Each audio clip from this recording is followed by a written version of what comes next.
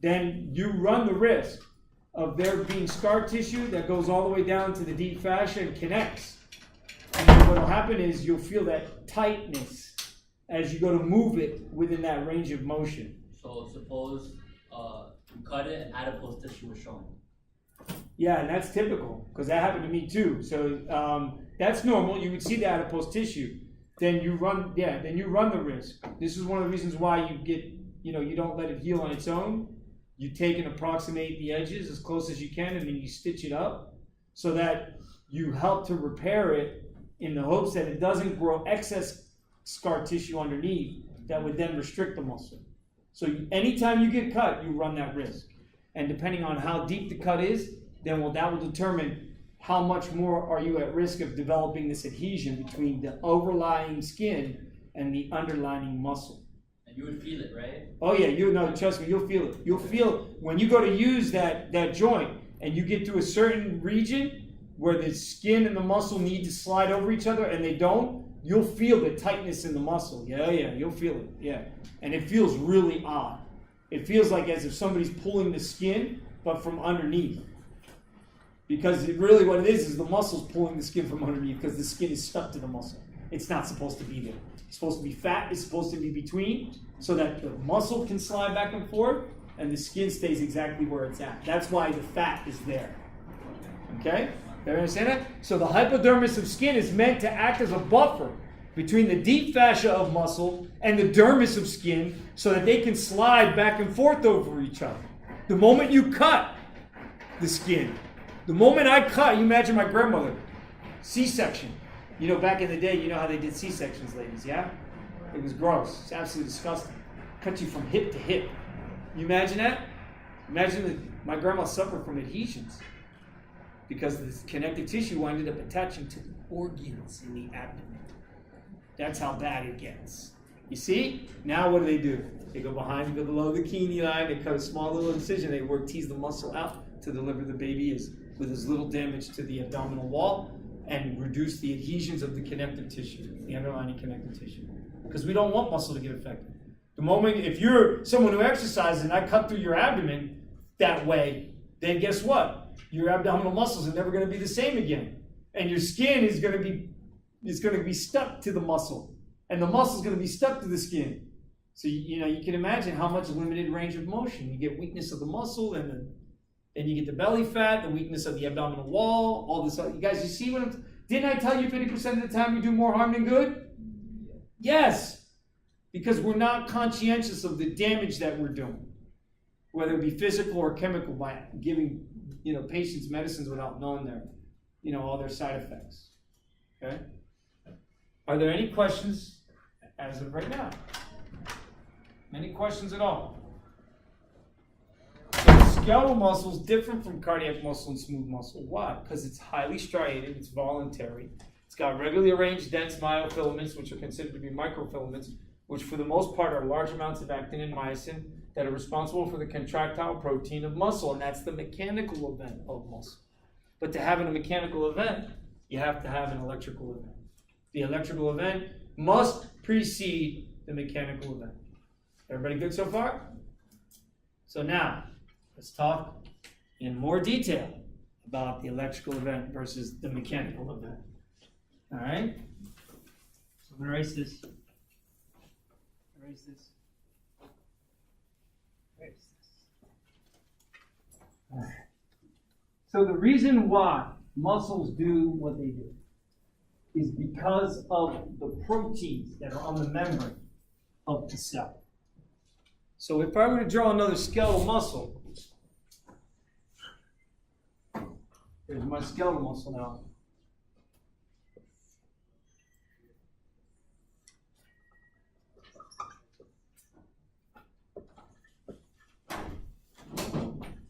Guys, are you noticing that? Why is it that the nuclei are always out to the outer side? Why are they always out to the outside? Because there's no room for them in here.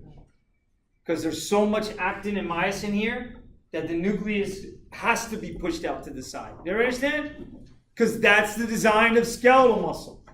Cardiac muscles got centrally located nucleus, which means Just they work differently. Skeletal muscle, they're so well arranged, the myosin and actin, that they force the nuclei out. Okay? So now, how many cells is this muscle cell made of? If those are nuclei, how many muscle cells fuse together to make this muscle? 7. Does everyone agree? 1, 2, 3, 4, 5, 6, 7 nuclei. That means 7 myoblasts fuse together to make up one functional muscle cell. Everyone understand that? Any questions so far? So now separately, the electrical event of skeletal muscle is dependent upon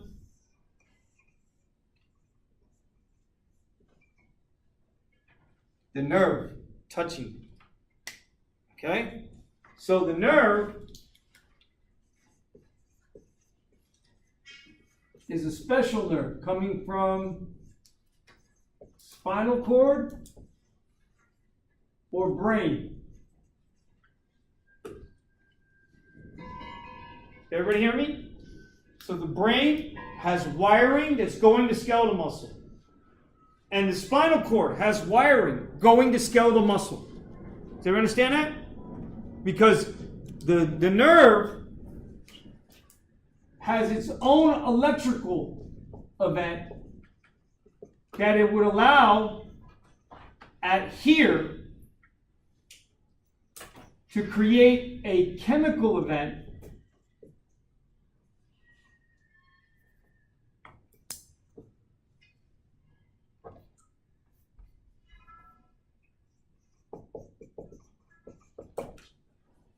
which would then trigger an electrical event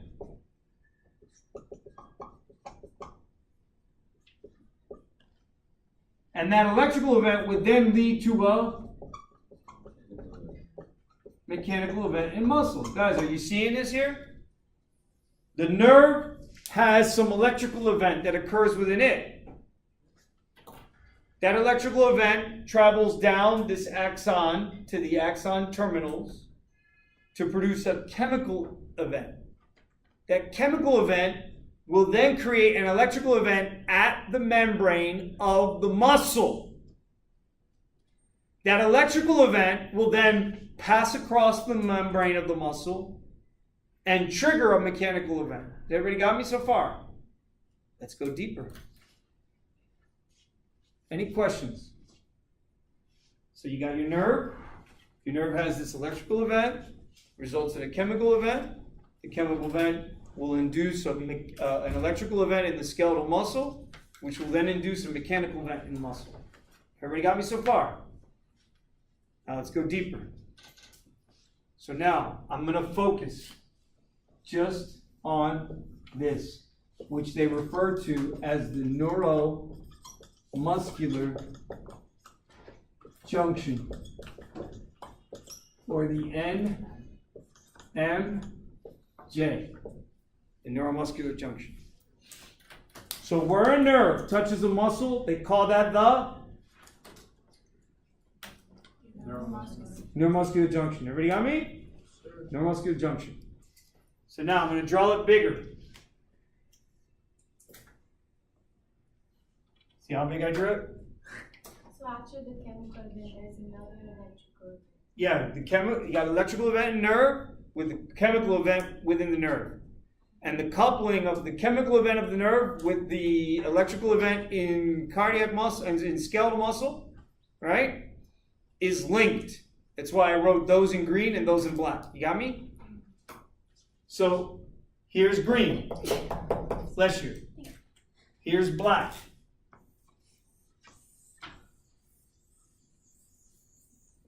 Did everybody see what I just did? Here, I didn't show you because I didn't go deep enough. But as I go deep enough and I look at this guy right there, that structure, they call that the axon terminal. And if I go and look at how these axon terminals touch, this is the axon terminal. Then this part right there that associates with the axon terminal, they call that because I increased the surface area, and because I have something special on here, I have special doors. Did everybody hear me? They call this the motor end plate. All right, wait, let me go back for a moment. So when a nerve touches a muscle, they refer to that as the neuromuscular junction, and they also refer to it as a synapse. Okay? So that synapse, any synapse, guys, has one cell touching another cell. Got me?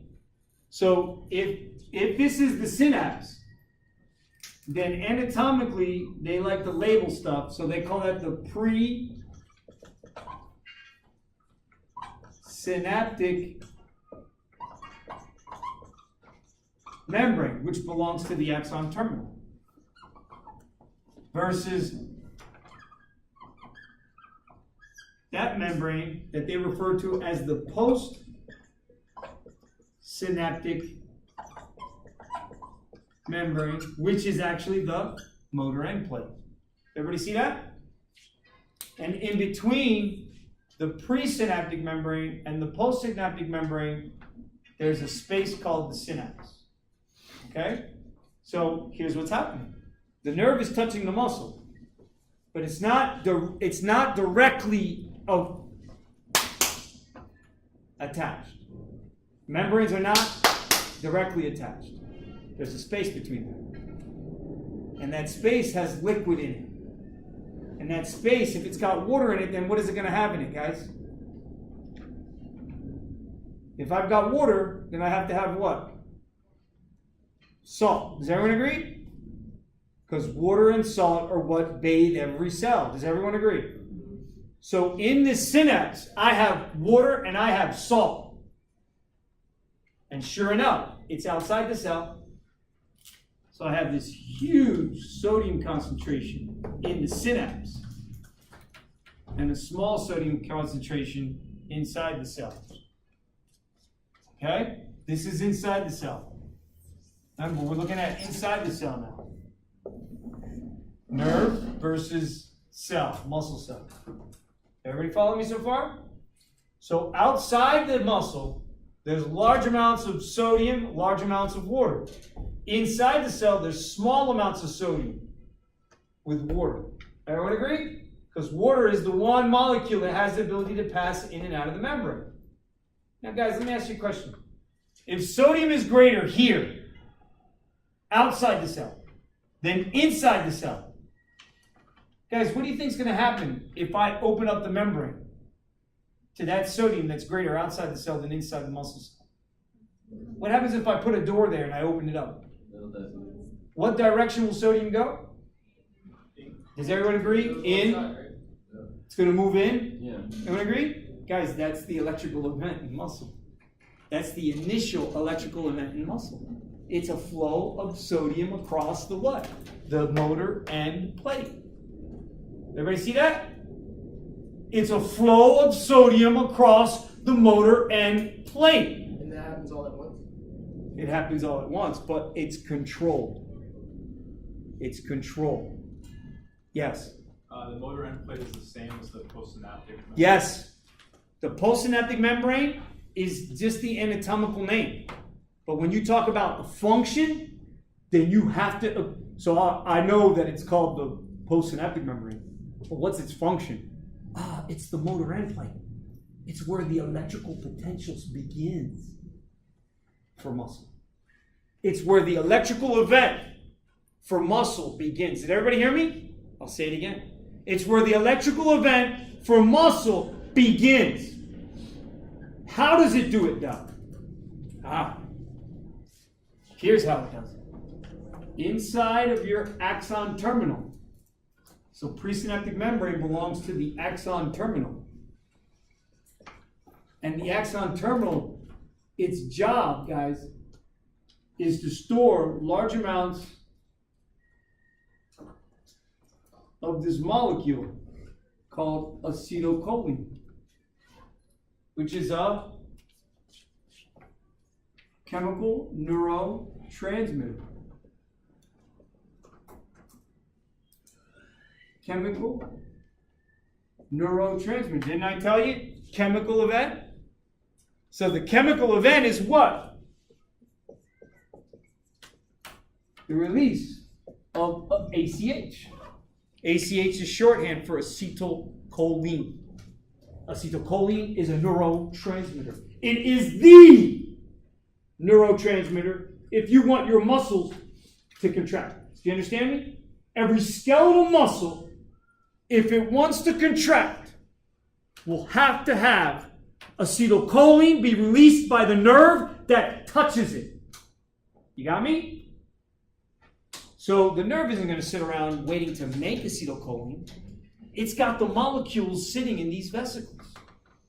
Everybody got me? Now, I digress. What ion is responsible for the exocytosis? Calcium. Does everyone agree? So if my nerve has to release acetylcholine, what ion does it need for it to come in? We just said, what ion is responsible for exocytosis, guys? Calcium. Am I not throwing those molecules out? Look, is this guy not moving to here to then dump those molecules out? Is that not exocytosis? Is exocytosis not calcium dependent? Yes or no? Yes. Yes! So that means, oh, I gotta have calcium out here and it needs to come in.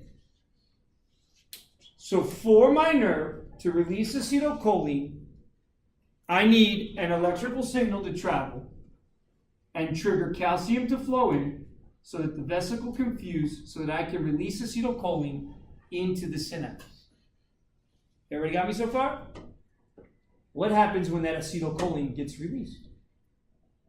Think about that. Let's think about this. If this door is closed, this is the inside of the skeletal cell, skeletal muscle cell.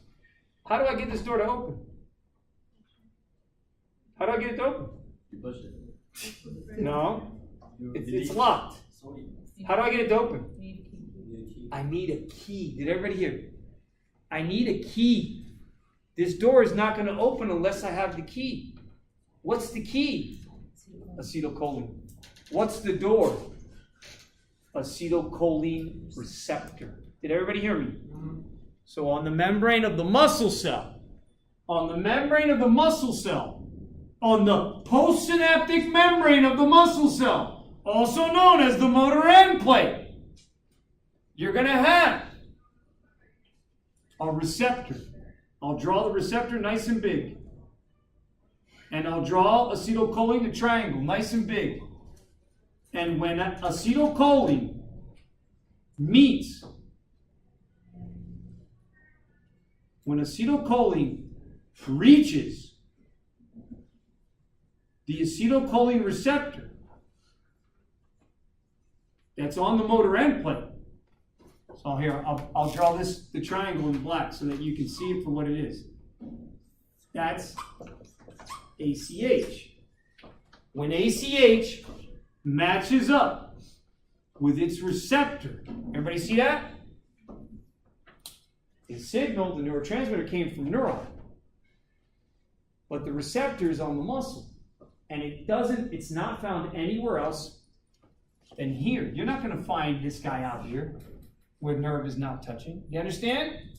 You're only going to find this guy where nerve is touching the muscle. Everybody understand that? Any questions so far? Guys, now's the time to ask. This shit ain't easy. Hang on, dude.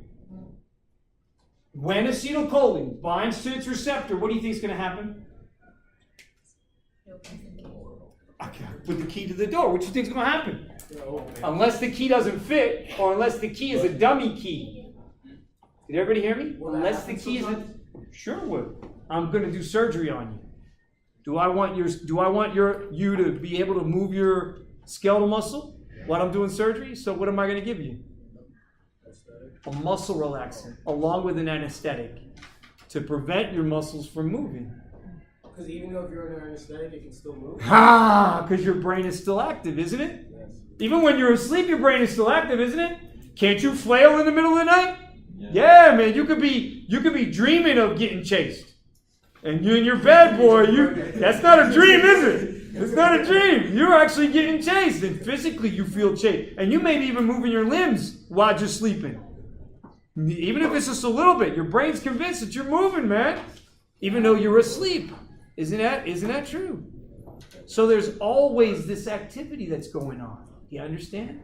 When there's no activity, muscle goes flaccid. Muscle goes atrophied. It gets weak. It's constantly, did everybody hear me? It's constantly being fed. Keys.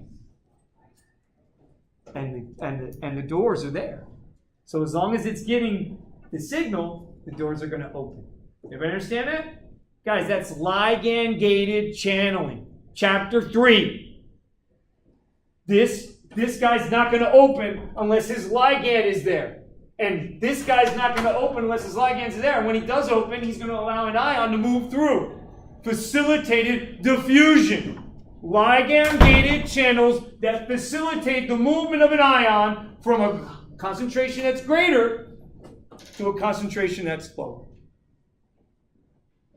Hey, we didn't make this system up. It just, thank God that sodium is higher outside the cell than inside the cell. Now, do you see why? If your sodium is off, what do you think is going to happen to skeletal muscle, guys? If you don't have enough sodium in blood, and you don't have enough sodium surrounding the fluid that surrounds your muscle, is your muscle going to contract? No! You see that being an issue? Yes, especially if we're talking about what? The diaphragm. Because we need the diaphragm contracting all the time, don't we? That's the problem with ALS. ALS, when the diaphragm stops, guess what? You're dead. Huh? Who cares about all the other muscles? You get stuck in a wheelchair. But when the diaphragm gets affected, oh, that's it. That's literally your last breath. Do you understand, guys? And what? The diaphragm is skeletal muscle. You got me? Now, guys, here's the beauty of this. This is all words. Man, I'm giving you all words, but there's a graph. Ready? There's a graph that shows this. Now I'm going to blow your minds. Right here, up here, down here, and then there. Now watch. From here to here, this is acetylcholine with the acetylcholine receptor. And that's going to result in an influx in sodium at the what? At the neuromuscular junction. What does that do? That takes me from a minus 95 millivolt potential to about a minus 55 millivolt potential. And that minus 55 is threshold. And this is my resting potential. Guys, what if I have a threshold, what does that mean? My dad used to say this. Right? If I tell my kids I got a threshold, what does that mean? It means don't pass that threshold. Do you get me? That means I got a limit. Guys, if my muscle has a threshold, what is it saying? If you access this, you could rip it. If you reach this point, then I have no choice but to respond. Did everybody hear me? If you reach this point, then I have no other choice than to respond. You get me? That's why they put it as threshold potential. So guys, if I reach threshold, then what do you think is going to happen? Skeletal muscle has no choice but then to respond. Sure enough, what is it going to do? Well, watch. Hey, I went from a minus 95 to a minus 55. Everybody knows. Am I becoming more negative or more positive? More positive. More positive. Did everybody hear me? By becoming more positive, then I'm able to trigger more sodium coming to the muscle cell. But not because of these guys. Because of another set of cell receptors. Different set of channels. They're out here. And they're referred to as sodium voltage gated channels. What does that mean, guys? If I'm voltage gated. If I'm voltage gated, what does that mean? Like a garage door. Yeah, every time there's... It only is going to turn on when you change the voltage. You got me? Right. So in here, you only find acetylcholine receptors. But out here, you find voltage-gated channels. And the first of them is sodium. When this guy allows enough sodium to come in, then the electrical change, then that positive change, everybody say we went positive? That positive change triggers those guys to open. See that? And now you got more sodium coming in. And that's what gets you to the peak. And we'll stop there. Okay?